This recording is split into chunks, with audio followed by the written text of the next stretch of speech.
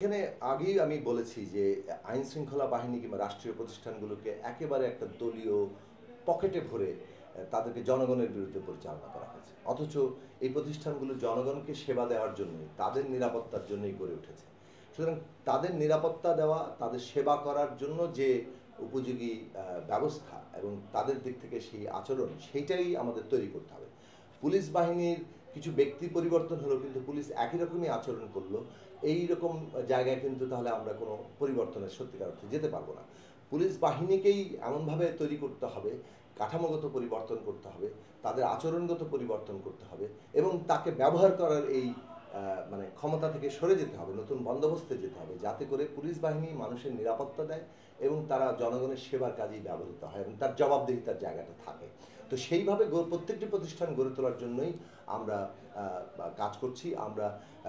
আমরা বিশ্বাস করি বর্তমান অন্তর্বর্তী সরকারও কতগুলো সংস্কারের পদক্ষেপ নেবে এবং এই সংস্কার প্রক্রিয়ার একটা গুরুত্বপূর্ণ অংশ হচ্ছে একটা গণতান্ত্রিক নির্বাচন এবং তারও একটা গুরুত্বপূর্ণ অংশ হচ্ছে একটা নির্বাচিত যে একটা সংসদ, তারা একটা নতুন একটা গণতান্ত্রিক সংবিধান তৈরি করবে এবং সেই গণতান্ত্রিক সংবিধানের মধ্য দিয়ে আমরা একটা বাংলাদেশের একটা নতুন যাত্রার দিকে আবার যেতে পারবো এবং এই যাত্রাকে সম্পন্ন করার দিকে এগিয়ে যেতে পারবো, যে গণতান্ত্রিক যাত্রায় অভ্যুত্থানের মধ্যে দিয়ে শুরু হয়েছে।